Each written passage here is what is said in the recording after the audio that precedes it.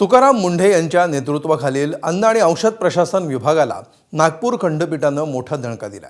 वर्ध्यातील गोरस भंडारचा परवाना निलंबित करण्याची FDAची कारवाई बेकायदेशीर ठरवत न्यायालयानं निलंबित परवाना तात्काळ पूर्ववत करण्याचे निर्देश दिलेत. बघूया हे प्रकरण नेमकं काय आहे. तुकाराम मुंढेंच्या FDAला दणका.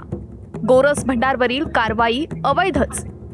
निलंबित परवाना त्वरित बहाल करण्याचे निर्देश.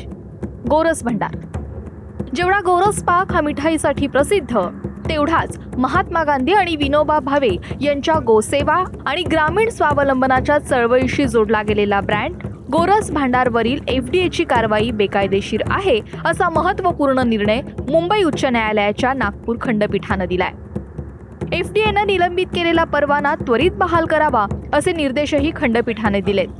त्यामुळे तुकाराम मुंढे आयुक्त असलेल्या अन्न आणि औषध प्रशासन विभागाविरोधात गोरस भंडारचा हा मोठा विजय मानला जातोय. अन्न प्रशासन विभागाने गेल्या 31 मे रोजी जी गोरस भंडारवर कारवाई केलेली होती, ती कारवाई पूर्णतः बेकायदेशीर असल्यामुळे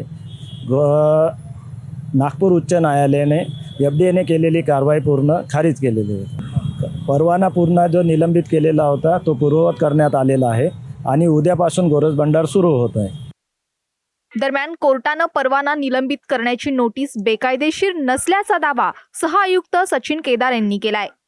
माननीय न्यायालयाने सदर इलिगल कारवाई असल्याचे म्हटले असे कुठेही निदर्शनास येत नाही. माननीय न्यायालयाने फक्त सदर प्रकरणी गोरस भांडार यांची याचिका मान्य केली असून निलंबन मागे घेऊन त्याऐवजी सदर पेढीत सुधारणा नोटीस देण्याचे निर्देश देण्यात आलेले आहे व सदर पेढीने सदर सुधारणा नोटीसच्या अनुषंगाने त्यामधील नमूद त्रुटींची पूर्तता विहित कालावधीत म्हणजे 14 दिवसाच्या आत जर केली नाही तर त्या अनुषंगाने त्याच्यावर अन्न सुरक्षा मान्यते कायद्याअंतर्गत पुढील कारवाई जसे की परवाना निलंबन किंवा रद्द या प्रकारची कारवाई घेण्यात येणार आहे.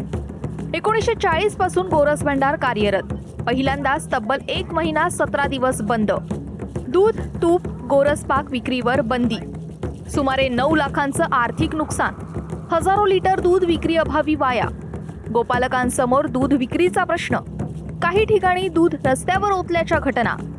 खासगी डेअरीला दूध विकण्यास गोपालकांचा नकार. जप्त उत्पादनांचे नमुने प्रयोगशाळेत. तपासणी अहवाल अद्याप प्रलंबितच. याच विरोधात गोरस भंडारनं कोर्टात धाव घेतली आणि कारवाईला आव्हान दिलं.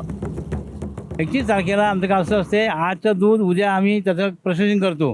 तर ते जवळ 3800 लिटर आम्ही दही फेकलं आणि 588 किलो 750 ग्राम दोन्ही फेकायला लागलं.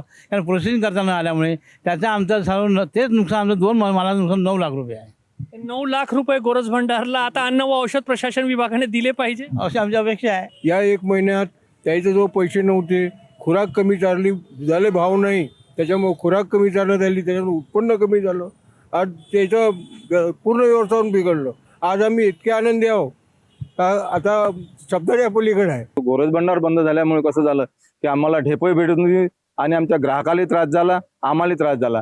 1 महिना 7 दिवस म्हणजे आमच्यासाठी 17 महिन्यासारखा वनवास होता आणि तो आज न्यायदेवतेने निकाल लावला आणि चांगला निर्णय दिला. आज आनंद एवढा वाटत आहे की आज आमचं म्हणजे आमच्या मुलाची बी परिस्थिती म्हणजे फी भरायची सोय नव्हती, पण आज आम्हाला असं वाटतं का आम्ही कुठंतरी आज ठाम आहे. आमचा गोरस भंडार चालू झालं, आम्हाला याच्यात धन्यवाद. न्यायालयाच्या निर्णयामुळे गोरस भंडाराला मोठा दिलासा मिळाला असला तरी उत्पादन प्रक्रियेत आवश्यक सुधारणा आणि स्वच्छतेच्या निकषांचं काटेकोर पालन करण्याची जबाबदारीही न्यायालयानं अधोरेखित केली आहे. त्यामुळे परंपरागत चव आणि गुणवत्ता जपत आधुनिक अन्न सुरक्षा मानांकनाचं पालन करणे हीच गोरस भांडारासमोरील पुढची मोठी कसोटी ठरणार आहे. वर्ध्याहून एकनाथ चौधरीसह रजत वशिष्ठ, ABP माझा, नागपूर.